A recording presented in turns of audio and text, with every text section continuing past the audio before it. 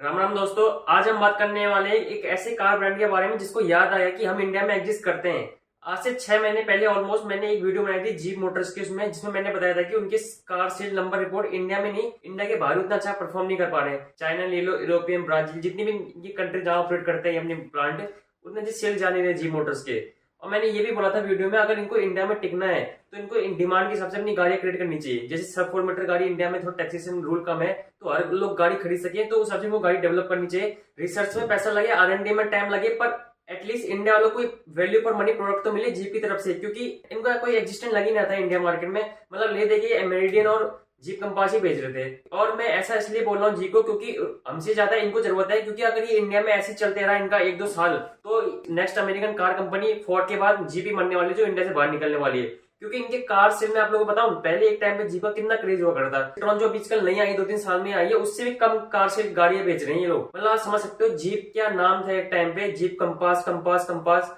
आज क्या है कोई नहीं जानता। मतलब ये फोर्ड वाला हाल हो गया। फोर्ड का क्या हाल था आप लोगों को पता ही है। फोर्ड की गाड़ियां नो डाउट एक नंबर थी, पर फोर्ड की एक सबसे बड़ी कमी थी कि उनने टाइम के साथ अपनी गाड़ी अपडेट नहीं करी। ले देखिए इनके पास एक इको स्पोर्ट थी और इंडेवर थी। इको स्पोर्ट इन्होंने 10 साल चलाई, ना ही इसमें कोई फेसलिफ्ट लाए, ना ही कुछ जनरेशन चेंज करी। ले देखिए लास्ट में क्या हुआ, निकलना पड़ा। क्योंकि भाई फोर्ड इको स्पोर्ट जब आई थी उस समय कोई नहीं था सब 4 मीटर मार्केट में, मैं एग्री करता हूँ। पर धीरे धीरे टाटा नेक्सॉन आई, महिंद्रा आई, मतलब जितने भी कार ब्रांड है सब 4 मीटर में आने लगे, और प्राइस तो नेक्सॉन का कम होने लगे, और नेक्सॉन जरी अच्छी लगने लगी लोगों को, तो धीरे धीरे मार्केट कैप्चर करने लगी नेक्सॉन। और टाटा की कहानी भी तो वहीं से बदली, और फोर्ड ने ध्यान नहीं दिया। ले देखिए अंत फोर्ड में डिसकंटिन्यू हो गई, और एक इंडेवर थी भाई, क्या गाड़ी थी, वो भी निकलनी पड़ी। और यही सिनेरियो अब जीप का हो रहा है इंडिया मार्केट में। आई थिंक जीप मेरिडियन के बाद इन्होंने कोई गाड़ी लॉन्च ही नहीं करी, और लॉन्च भी करी तो जीप कंपास से कलर वेरिएंट निकलवा दिए।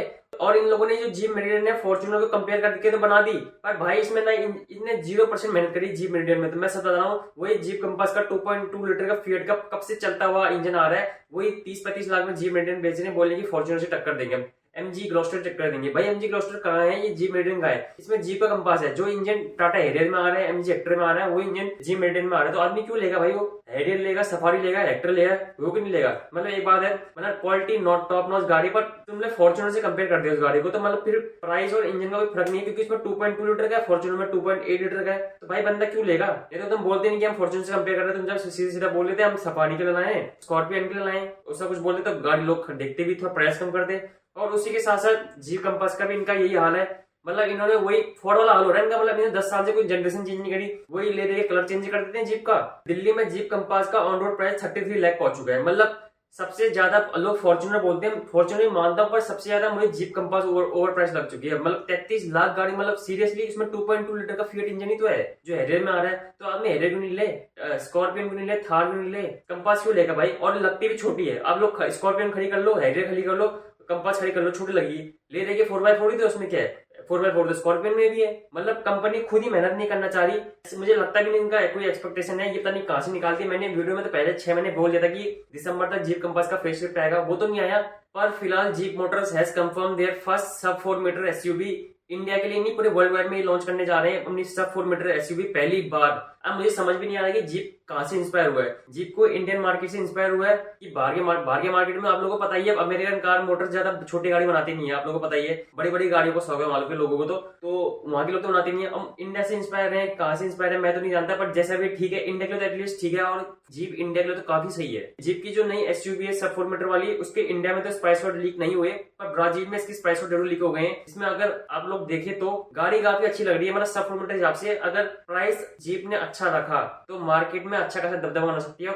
इन फोटोज में क्लियरली जीप का सिग्नेचर 7 स्लॉट ग्रिल, वही चंकीस व्हील आर्चेस और एक स्पोर्टी कॉम्पैक्ट डिजाइन दिख रहा है। ग्रैंड चिरोकी से इंस्पायर्ड आप लोग सब देख ही सकते हैं, मतलब उसका छोटा वर्जन बना दिया है। और वही यूरोप में इसको लोग जीपिस्टर या बेबी जीप EV भी बोल रहे हैं, क्योंकि कुछ न्यूज इलेक्ट्रिक वर्जन के रूप में भी टेस्ट होते पकड़े गए हैं। अब यार इसके प्लेटफॉर्म और इंजन स्पेक्स के बारे में बात करें तो जीप ने इस बार अपनी पेरेंटल कंपनी स्टेलेंटिस ग्रुप का ECMP प्लेटफॉर्म यूज किया है। बेसिकली इंडिया में आप लोगों ने सिट्रोन की C3 देखी होगी या बसाल्ट देख ली होगी, तो वही बड़ा प्लेटफॉर्म है, कोई चेंज, वही सेम प्लेटफॉर्म है, क्योंकि इन सबकी पेरेंटल कंपनी स्टेलेंटिस ही है। अगर हम वही इसके इंजन स्पेक्स में देखें तो काफी इंटरेस्टिंग इंटरेस्टिंग है, क्योंकि अगर ये चीज जीप इंडिया में सब 4 मीटर में इम्प्लीमेंट कर देती है तो 2026 में जीप का इंडिया के लिए कुछ और ही सीन होगा, जिसमें बाहर की मार्केट तो कंफर्म है कि वो इसमें ईवी पेट्रोल डीजल लाएंगे। इंडिया के लिए डीजल कंफर्म नहीं है, क्योंकि जीप के पास छोटा डीजल इंजन है नहीं। वही बात करते हैं ईवी की, तो ऑल व्हील ड्राइव भी मिल सकता है, जिसमें रियल एक्सल में मोटर देके कुछ अलग कर सकते हैं, मतलब मार्केट से हटके। और पेट्रोल की बात करें तो 1.3 litre turbo petrol hybrid engine के साथ आ सकता है। अब इसमें मैंने बोला हाइब्रिड, और इंडिया में लोगों को सीएनजी के लाइन में बिना खड़ा होना पड़े और माइलेज भी अच्छा चाहिए, उनके लिए 1.3 टर्बो पेट्रोल हाइब्रिड इंजन एक बेटर ऑप्शन है। कि सब 4 मीटर एसयूवी को अगर हम इंडियन मार्केट में देखें तो फ्रॉन्क्स के अलावा कोई नहीं है। और फ्रॉन्क्स की भाई माइल हाइब्रिड आती है तो मारुति चूतिया बना रही है, छोटा सा मोटर लगा के इतना महंगा बेच रही है। अगर जीप ये इंप्लीमेंट कर देती है हाइब्रिड इंजन सब 4 मीटर्स में, तो भाई